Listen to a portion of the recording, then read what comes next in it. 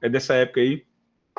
E aí, eu acho que ele foi vítima do sucesso da linguagem. Não sei se o Fernando concorda, porque né? Exato, porque um monte de gente saiu de Natal, não foi do grupo da RN. Eles começaram a ser contratados para fora, e naquele tempo eu acho que tinha menos vaga de remota, né? Não sei. E o pessoal ia mesmo, relocava e tal. E aí o que acontece? Tinha um Bruno que tomava conta do grupo. E eu encontrei esse Bruno no shopping fazendo umas compras já para ir embora de Natal, né? Eu falei, rapaz, e aí, porra, deixa pelo menos a chave do grupo aí, né? Já, aquele O negócio Bruno é o Garu? Bruno é o Garu? Garu, esse aí eu conheço mesmo. ele. Pronto, então, aí o que acontece? A gente pegou, depois conseguiu juntar um pessoal e disse, ó, vamos tentar tocar essas reuniões para frente. Conseguiu fazer algumas aí, até com a ajuda do Fernando era ativa. A gente fez uma lá no Sebrae, fez umas duas lá no IMD, né, presencial. E a coisa, acho que até mais, né?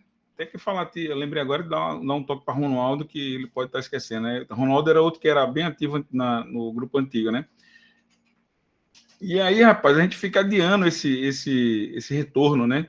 A gente fica adiando, amanhã, depois, não sei o que tal. Eu acho que agora a gente tem que ter essa estratégia aí. A gente seta o dia, tal. Se tiver uma palestra só, faz uma palestra só, grava aí quem puder no horário ver, seja online ou seja presencial, né? Eu acho que vai render mais aí. Ó, queria fazer uma menção honrosa aí ao doutor Edson, viu? Professor Edson. Ele é o professor da disciplina de Rust, lá do IMD, a qual eu cursei agora, né, como ouvinte, e, digamos, essa apresentação que eu fiz aqui, ele já assistiu, está aqui mais para, digamos assim, honrar, né, o aluno aí, mas basicamente foi nessa disciplina que eu aprendi a fazer algumas coisinhas. Olha aí o Edson. O Edson, ele é programador, é engenheiro da Microsoft, ele trabalhou muitos anos na Microsoft, e trabalhou no Google, trabalhou no Facebook, né, então um cara, assim, fora de série mesmo. É um dos principais responsáveis daquele projeto Rush for Linux, não sei se já ouviram falar, né? Que coloca lá o Rush no kernel do Linux. Ele saiu do projeto recentemente, né? Mas basicamente ele que setou lá o alicerce do negócio, né? Agora vamos ver se o pessoal constrói lá o muro, e agora ele está com um projeto aí, com o pessoal aí de levar, de fazer programação de sistema, né? Usando o Rush, né? Não sei se pode falar lá Pode falar do kernel aí, né? Assim, do projeto? Não, vamos deixar para falar depois sobre esses projetos. Tá certo, beleza. Então vou aproveitar que o pessoal, o Ronaldo entrou aí, o Ronaldo estava fazendo um histórico do grupo aí, pessoal mais novo, e falar que a gente agora vai tentar recomeçar essas reuniões por cima de pau e pedra aí, gravar, quem puder assistir, assiste, quem não assiste depois, né? E aí estava lembrando o tempo que você, Fernando, né, da época do Bruno, que era digamos assim, o responsável antigo do grupo, e que um monte desse povo foi contratado para fora, saiu e largou o grupo aqui, né? Digamos assim, fechou, né? E é o brinco que eu digo que foi vítima do sucesso desse hype do Rails e do Ruby naquela época e tal. E agora a gente veio a pandemia, aquela coisa, a gente tem que voltar essas reuniões, e a meta é depois a gente começar a fazer isso presencial, híbrido, né? Presencial com online, tá certo? Alguém quer... Vamos fazer a apresentação, que aí libera todo mundo, e depois a gente vai bater papo aí do grupo, quem quiser ficar, né? Fica mais fácil, para respeitar o horário aí, tá bom? Valeu, pessoal. Opa, peraí, o negócio não tá... Passou. Então, o projeto lá era fazendo extensões, né? Eu fiz uma extensão em Rust para Ruby, que tinha como principal objetivo acelerar a operação com matriz, certo? Usando a NDRE. Foi um trabalho de final do projeto lá da disciplina, né? O professor Edson, que está nos prestigiando, tá bom?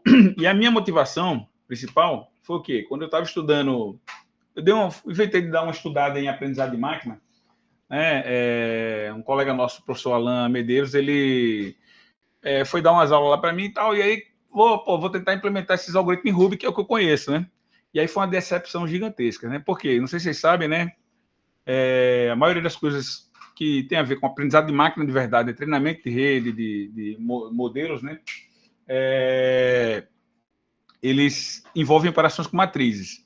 Então, assim, aqui está bonitinho, uma matrizinha pequenininha só para demonstrar, mas são matrizes gigantescas e geralmente são aceleradas por essas placas de vídeo aí, né? Então, fui tentar implementar isso aí no Ruby, né, usando matriz, como é que chama? A Matrix, né, normal, né? Tem uma matriz, né? Tem uma biblioteca Matrix da biblioteca Standard, E aí eu fiz lá e o negócio foi um desastre total. Eu botei o troço para rodar lá. Pode falar, Ronaldo, fica à vontade. Ô, Abnan, só para checar, conseguiram botar para gravar? Consegui lá. Eu tô no outro PC, coloquei no outro PC ali, tomara que dê certo o negócio. Liguei o OBS. Mas se quiser gravar também aí, para a gente ter um backup aí, fica à vontade. Então, o que acontece? Aí eu usei a biblioteca padrão lá, do Ruby, certo? Na época ela era ainda dentro do código do Ruby, quando instalava o Ruby, você não precisava nem usar nenhum gen de nada, só dar o require nela que ela estava lá disponível, né? E aí foi um desastre, porque eu botei essa rede para rodar lá a noite todinha, de manhã, nada, a bicha não respondia nada. Era uma rede bem simples de Boltzmann, que era basicamente colocar uns caracteres ASCII e fazer ele reconhecer esse caractere lá do outro lado, né? Reconhecia só os 9 caracteres dos números de 0 a 9. Era muito simples mesmo para testar, e o troço não funcionou. E esse meu colega lá, o professor Alain Medeiros, lá da UFRN, disse: rapaz, é porque quantas épocas ela rodou aí? Quando eu falei o número, rapaz, isso aí não dá para treinar, né? Não dá nem para desenhar um O com a cuia, quanto mais reconhecer número, né? E aí, ou seja, muito lento mesmo. Então, essa reclamação de que o Ruby é lento, aí ela procede para algum tipo de coisa lá, né? Então, quando você está usando a linguagem errada para a ferramenta errada para o problema errado, aí dá isso aí. E aí todo mundo escuta, pô, mas Python é a queridinha da questão do machine learning, né?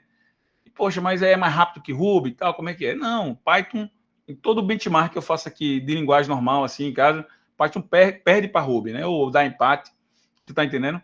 Então, as coisas que dependem do interpretador mesmo, ela perde. Então, qual é o segredo de Python no machine learning? Ela usa um bind para...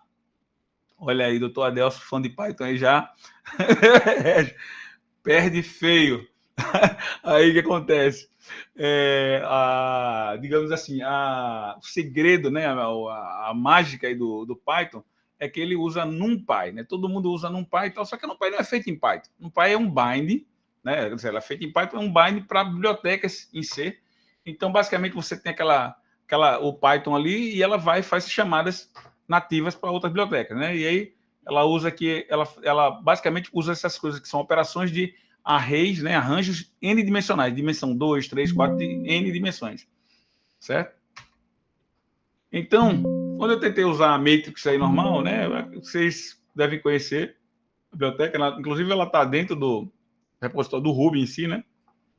E recentemente ela foi extraída para uma gen, a parte, né? O Ruby está tendo extrair tudo que é código que é dentro lá que não tem nada a ver, estão extraindo para bibliotecas separadas. Então foi um desastre. E aí vem aquele velho dilema entre linguagem compilada e interpretada, né? Então, não há dúvidas que para a maioria das operações, você usar uma linguagem compilada, ela tende a ser mais rápida, né? Do que uma linguagem interpretada. E aí você pensa, tá, mas e aí então não tem vantagem nenhuma da linguagem interpretada, né? Se é mais rápido e tal, é porque a rapidez não é a única, digamos assim, quesito que você vai levar em conta na escolha de uma linguagem. Um deles que eu gosto muito do Ruby é a ergonomia das linguagens, né? Então, assim, a gente tem aqui um Hello World em 4 linguagens diferentes. Todas 4 são linguagens compiladas. C, C++, Go e Rust. Então, você pode ver que para fazer um Hello World, a burocracia que é o negócio, certo? E aí, eu queria fazer uma nota aqui, já defendendo o Rust também, certo? Que é o quê? Dessas linguagens compiladas aqui, só porque o Rust inclui um prelúdio automaticamente, lá, né? De padrão nas coisas, ele já evita esse include aí, ele evita algumas coisas assim, alguma burocracia, né? E evita esse /n, coisas que a gente já está acostumado no mundo do Ruby, né? E assim, digamos assim, do pior ele conseguiu fazer um bom serviço, né? Um bom custo-benefício aí para a linguagem, uma linguagem compilada. O Fernando está dizendo aqui que é bom para começar também. Mas, rapaz, ó, não se compara com a linguagem interpretada.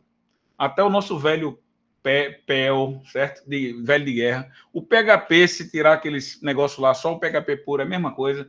Então, assim, é muito simples fazer um Hello World. E aí, de novo, a menção em Java, exatamente.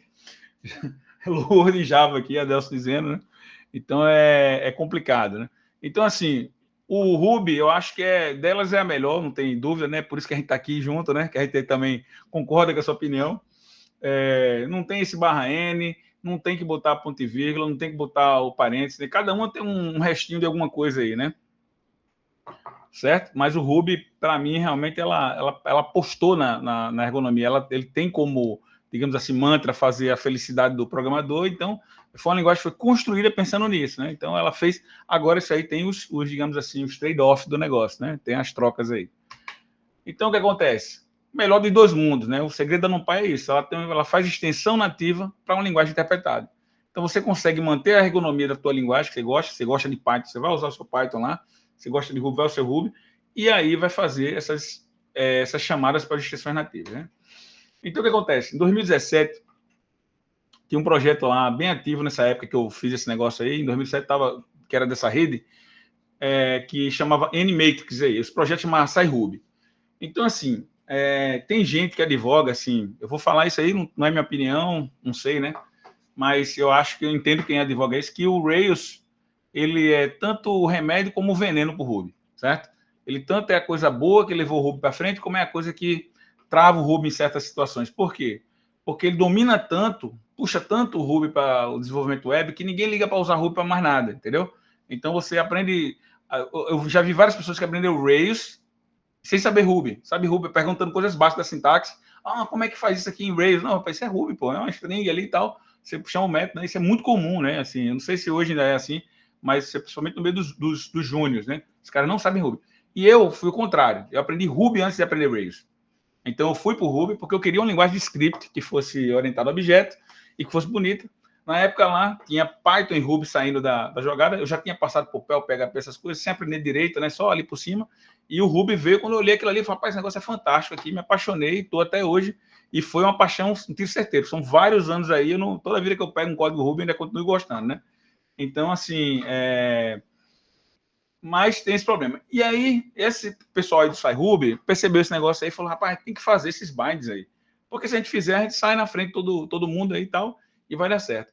E aí teve que contratar uns bolsistas, né, tal, juntar dinheiro. Só que eu vi que esse projeto ele não andou muito, não. Se vocês forem lá hoje, ele ficou meio estão. Nessa época, ele estava em plena atividade. Eu entrei em contato com esses caras aí, com esse negócio que eu fiz.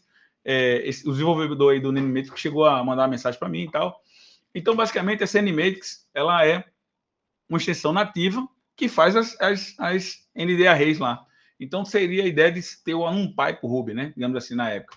Aí eu peguei, usei esse negócio aí, meu amigo. Quando eu rodei, foi uma maravilha. Aí deu certo. Ele não só desenhou o O com a cuia, desenhou o A, o B, o C, fez tudo a rede lá que eu queria, certo?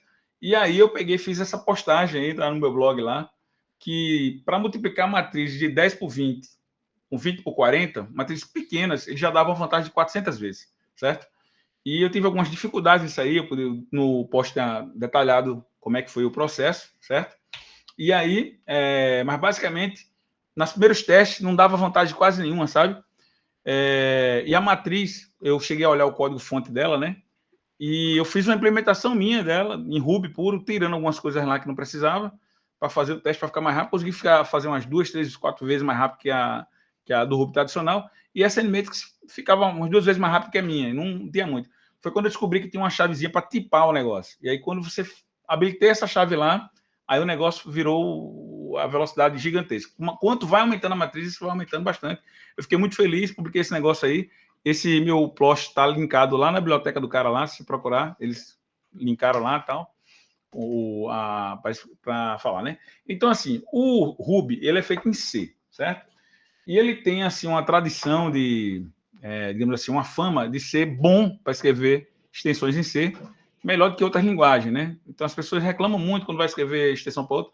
Python, estão dizendo que está bonzinho também, mas Ruby, desde muito tempo, quem entendia de C, conseguia rapidamente fazer extensão, porque tinha várias opções. Eu lembro que tinha até um agente chamado FFI, que você botava o código lá em C dentro do arquivo Ruby, ele pegava, fazia tudo, compilava o negócio, como aquelas diretivas ASME que tem no C, né? Tinha uma diretiva dessa que você colocava o C lá e você fazia extensão. Mas para nós meros mortais, nessa época eu não pude usufruir disso, porque C para mim sempre foi um mistério, né?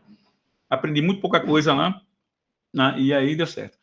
E aí fica a comparação. Por que, né, escolher uma linguagem ou outra, né? E aí você me pergunta, essa aqui é a questão, né? Se o Ruby é feito em C, é natural que a gente queira escolher C, né? Para fazer, combina mais da liga, né? E aí tá tendo um hype em cima de Rust. E as pessoas tentam entender o que é esse hype aí, quem não entende disso, né? Mas eu vou voltar um pouquinho. Quais as principais razões desse hype? Esse hype, né? Se eu aprendi direito agora, eu tô até com vergonha de falar na frente do Edson, né? Que é o professor aqui. Mas basicamente é o seguinte: C, ele, como é uma linguagem, digamos assim, antiga, né? Ele permite fazer coisas que, digamos assim, são inseguras. Então, se você for um programador descuidado, com aquela mágica lá dos ponteiros, lá de se alocar memória e vai desalocar, e você tem a responsabilidade sobre isso, isso aí possibilita bugs de memória, que são as principais causas de falha de segurança que existe no kernel, em programas em C, sabe? Então, o que acontece? O principal argumento é que se você for um cara disciplinado, você vai conseguir fazer o programa bonitinho, não vai ter. Rapaz, nós somos seres humanos, né? A máquina vai rodar bem, mas somos seres humanos e a gente escreve código com bug, né? E é por isso que temos a vantagem no Ruby, e na maioria das linguagens interpretadas, eles usam uma coisa chamada garbage collector, né? Então, a maioria daqui deve saber o que é isso, mas basicamente, quando você faz um objeto em Ruby, ele aloca um pedaço de memória lá, e o Ruby fica responsável por desalocar esse negócio quando ninguém estiver mais usando. Então, você não precisa ficar alocando, desalocando. Você só dá um new no objeto, ele nasce, né? Você dá uma string, ele nasce lá, você não sabe de nada disso. Então, isso é uma coisa muito maravilhosa, uma ergonomia trazida por várias linguagens. Tem linguagem compilada que também usa garbage collector, né? O que eu me lembro aqui de cabeça é o Go.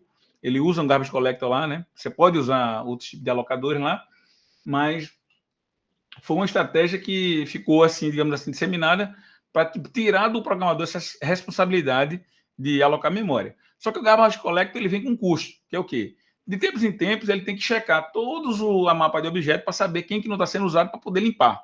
E isso é custoso, ele fica parando, travando. Imagina um aplicativo web, no meio de uma requisição, ele trava no garbage collector.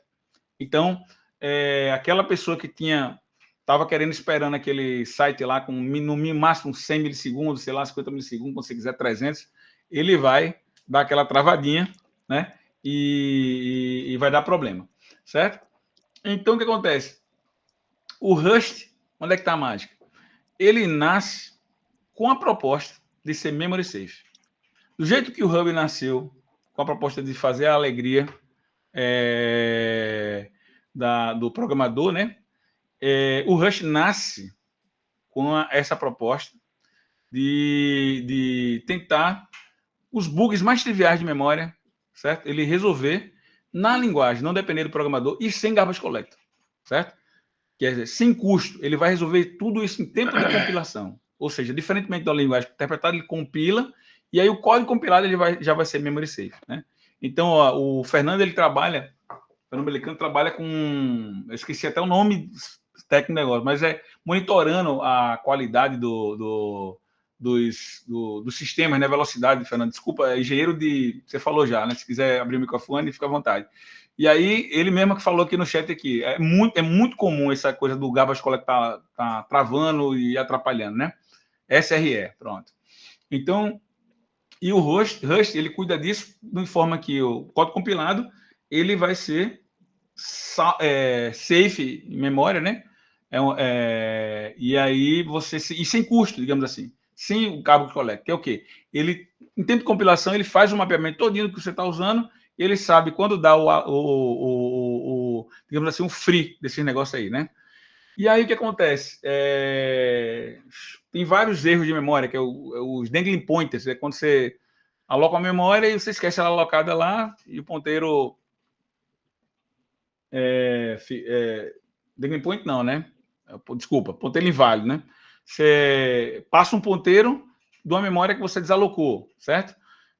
Às vezes você tem as corridas de dados, né? Quando você está escrevendo no mesmo lugar que o outro está escrevendo também. E aí você tem uma memória ali que fica uma memória inválida, né? Então tem uma série de problemas desses aí que o Rust ele resolve, certo? E aí é por isso que está tendo esse hype.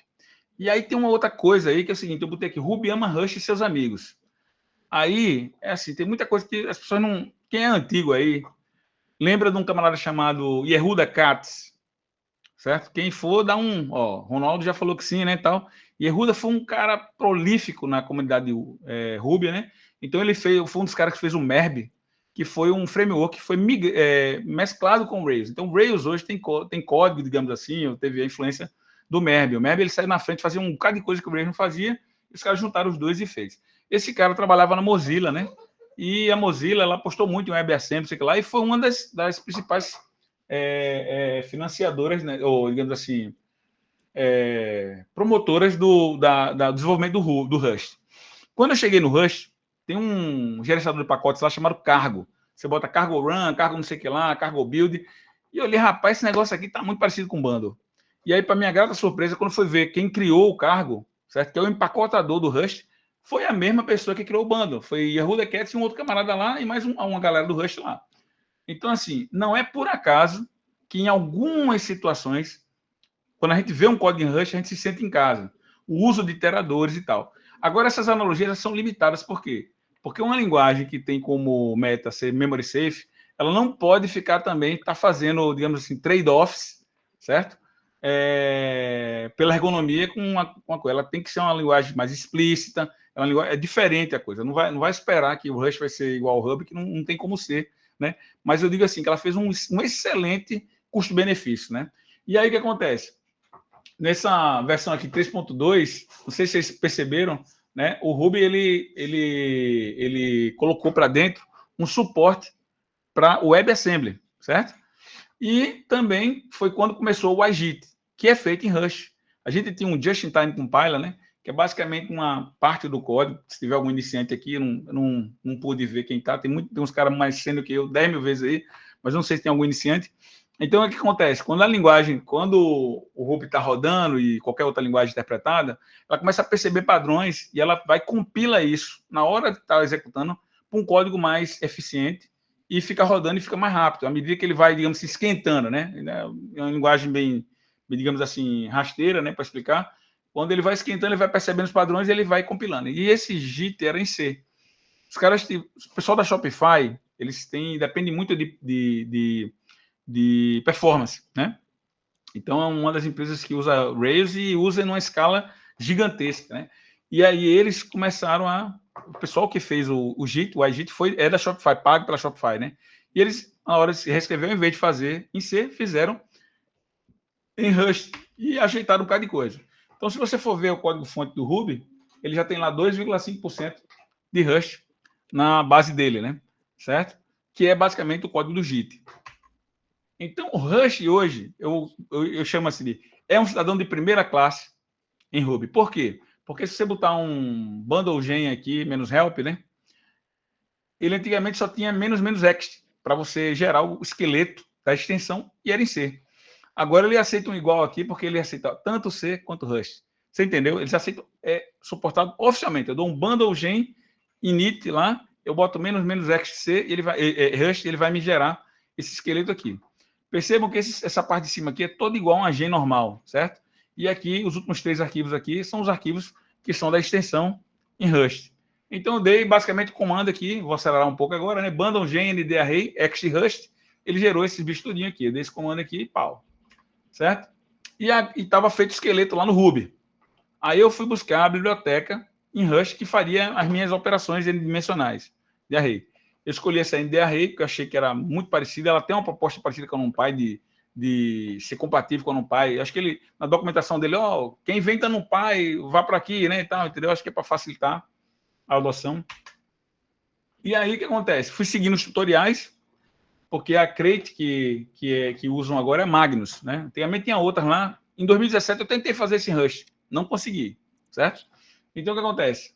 A gente faz primeiro esse struct, cria um struct, certo? Que tem um campo data. E nesse campo data eu botei array daquela biblioteca NDArray. Aí o que é isso? Essa struct, que ela vive do lado do Rust, digamos assim, ela vai ficar agregada a um objeto Ruby. Você entendeu? E eu vou poder manipular ela com os métodos Rust lá e fazer daqui para lá e lá para cá. Certo?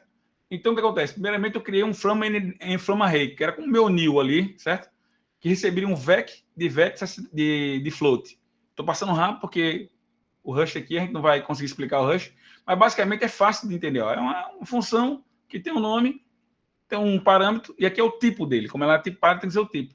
É uma vec de vec como se fosse um array de float, 64 bits. E aí, se ele pode retornar o meu resultado ou um erro, né? Então, eu faço aqui uma conversão e gero esse meu array 2 aqui. Basicamente é isso que faz. E ele retorna self. Aí você diz, retornou self. Aí qual é o segredo? é porque esse ND Array aqui, eu disse que ele é um tipo Ruby. Então, quando eu retorno ele, ele vai retornar um tipo Ruby com esse blob binário lá, com essa memória gravada nele, certo? Então, o que acontece? Eu fiz aqui o método dot, que é a multiplicação, que era a que eu estava interessado em testar, para ver se esse negócio ia dar certo. Então, basicamente, no dot, como ele é um método, ele recebe o Ruby e o self, certo? Ele recebe uma cópia, digamos assim, da VM, da interface da VM que é exposta para o Ruby.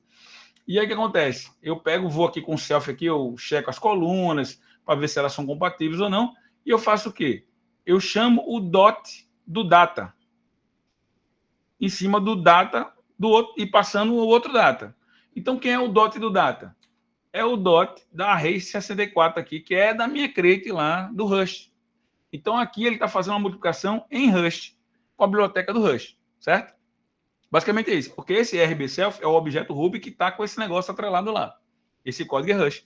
Ele retorna o resultado aqui dessa multiplicação, certo? Então, o que acontece? Aí, não adiantava nada fazer essas multiplicações, não tem um jeito de voltar para o Ruby, né? Vocês viram que com o From Array eu entrei no Rust e agora eu quis voltar. Eu quis testar todos os caminhos que era para saber que ia dar certo esse negócio. Então, na hora de voltar, eu retorno a vec de vec, certo? E aí, qual é o segredo? Essa crate aí, ela implementa conversão de tipos comuns. Então, a vec de vec 64 diz, então eu vou retornar um array de array de números, né, lá para o Ruby. Ele cria isso. Então, basicamente, eu itero nessa array e faço a conversão lá. Converto para o vec, certo? Vou entrar em muitos detalhes não, mas basicamente é isso. Aí agora eu tenho esses métodos aqui do Ruby. Se eu pegasse esse código aqui e jogasse lá em Rust, eu conseguiria rodar esse código normal no Rust. Aí o segredo é o quê? Como é que eu vou agora colar ele no Ruby? Eu faço uma função init, e aí marco ela com o Magnus init, certo? E aí ele recebe o Ruby, e aí eu vou definir uma classe de array, olha que legal, certo? Que descende de objeto. Eu defino um método single do fromNArray que aponta para aquele método fromArray, que tem uma aridade de 1. Eu defino um método dot, certo? Ele é um método, né? Agora eu estou definindo na classe, né? Tá vendo? Eu peguei a classe aqui e aí eu defino na classe um método mesmo, dot, que aponta para aquele método dot do Rust. E eu defino um método toI que aponta para o método toI. Pronto, é só isso. Esse negócio é mágico, tá fantástico. Eu tentei fazer isso em 2017. Foi uma luta, não saí do canto e foi muito tranquilo de fazer esse negócio. Assim, tranquilo, entre aspas, né? Bateu um pouquinho de cabeça, mas deu certo em relação ao tempo. E o resultado, certo, desse benchmark de 2017 foi basicamente isso aqui, de 2017.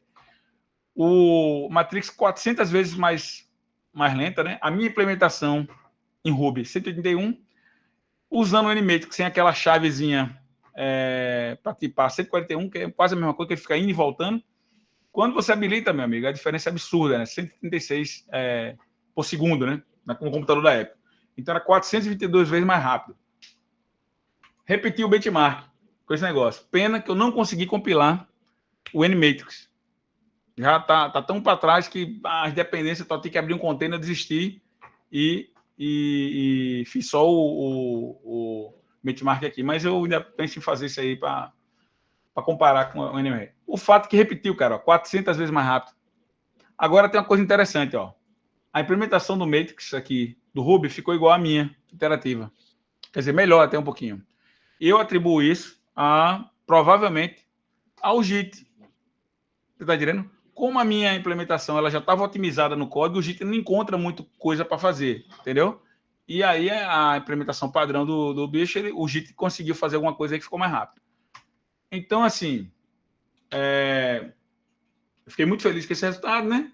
E aí, basicamente, o que eu estou pensando aqui para frente é, esse foi um teste, né? Mas eu pegar, fazer isso aí para todas as dimensões, as outras operações de Matrix e, digamos assim, fazer um bind completo para aquela ND Array e fazer essa gen funcionar, porque provavelmente ela vai substituir digamos assim, a Animatrix, né? E aí o que acontece?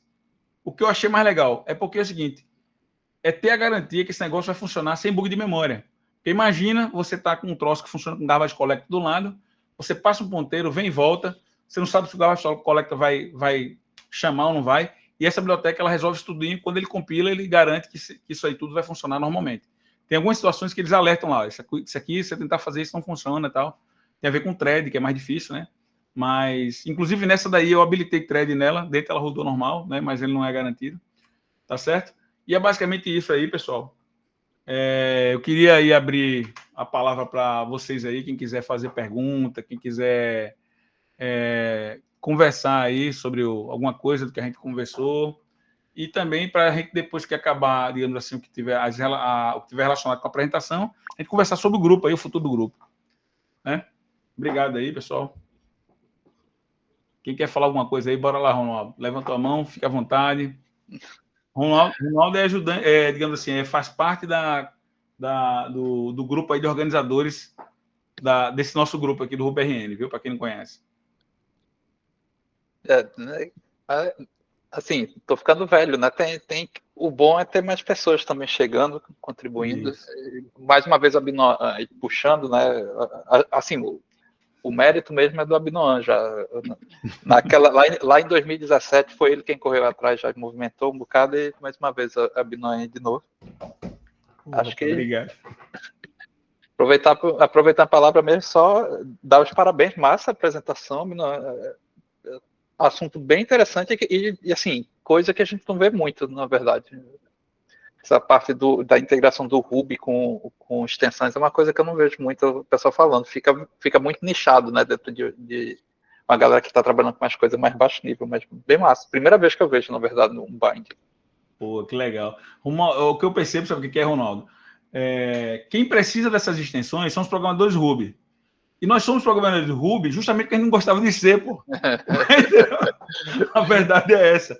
Então, quer dizer, ninguém sabe. Quem faz é o pessoal do Ruby mesmo, tal, e a gente não gosta de fazer isso. E aí, o que acontece? Quando eu comecei a pensar nisso, agora que está fácil, eu quis trazer para vocês, gente, vale a pena, certo? Quem quiser aprender uma linguagem de sistema, não aprenda mais C, não. Aprenda Rust. É o conselho que eu dou aí, certo? E o que acontece? Tentar fazer esses bytes, porque existe, digamos assim, eu aposto que alguém aqui olhou isso aí e ficou imaginando uma oportunidade de otimização de alguma coisa. Você está entendendo? Imagina aí, você quer fazer um troço tratador de fila de jobs. Você está entendendo? São coisas que você precisa receber várias requests, fazer aquilo ali e tal. E aí você faz em Ruby massa tal. Só que chega uma hora que o negócio não dá conta, né? Sei lá, você fazer um troço que processa job de impressão de PDF. Sei lá, entendeu? Você manda esse troço aí, o bicho vai fazer isso rápido, né? E aí tem um bocado de coisa lenta no Ruby que tem. Mas para mim é o seguinte, como eu gosto de Ruby sem o Rails, digamos assim, eu gosto do Rails, claro que eu gosto. Hoje eu sou apaixonado pelo Rails. Mas o que acontece? Eu vim do Ruby, então o meu sonho era o quê? Eu poder fazer essas coisas com LLM, sei lá, tal, em Ruby. Tem até, Ronaldo, um negócio que eu vi num podcast, tem um cara aí que eu esqueci, eu tô achando que é aquele cara que fez o livro do Rust, não, do Ruby, do Rails. Vou lembrar aqui o nome do livro que o cara escreveu. Esse cara abriu uma empresa e ele está fazendo um bocado de coisa de agente de IA, tudo em Ruby. E ele falou, não tem por que fazer outra linguagem, cara. Porra, sei que tal. E aí o cara pegou... Aí a parte que ele disse foi engraçada, até foi boa e engraçada, porque ele disse, ó, antes estava o pessoal fazendo machine learning, agora é um monte de API. Então, na realidade, ele não está fazendo inteligência artificial, digamos assim, a baixo nível. Quando a gente chegou agora com esse ChatGPT, esse negócio tudo com API, os caras, a gente é a nossa terra, tá entendendo? Esse cara fez um negócio lá fantástico, lá esqueci, depois vou tentar pegar o link e botar no grupo lá, certo? Mas, rapaz, ó, muito obrigado aí, viu, pela fala. Quer falar mais coisa aí? Alguém que quiser falar mais alguma coisa?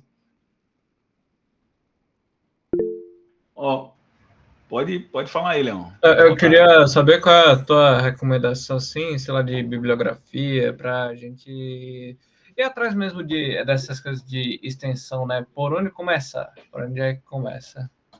Cara, ó, tem um estudo... Assim, porque o problema da extensão é tipo assim, já é um produto, né? Depende de um monte de coisa antes para você entender aquilo ali, básica, né? Então, para você escrever uma extensão em Rust, você tem que saber Rust e Ruby. Esse que é por isso tem pouca. É um nicho até que eu acho que se começar a tiver uma vaga para fazer esse negócio, só vai ter um candidato, não vai ter tanta... Você está entendendo? Então, uma das coisas que eu lhe aconselho, se quiser aprender Rust, a primeira coisa é ir lá para o IMD, ofereceu a disciplina, o Edson ofereceu a disciplina agora esse semestre, próximo semestre não vai ter Rush, vai ter estímulos operacionais com ele, mas no outro talvez tenha Rush novo. Então, ficar de olho, porque, assim, foi fantástica a disciplina, né? Porque ele traz o Rush da ótica de quem trabalhou com o negócio mesmo, lá dos bugs lá de memória e tal, enfrentou, sentiu necessidade da linguagem. Então, foi a primeira vez que eu senti que eu estou aprendendo alguma coisa nessa linguagem.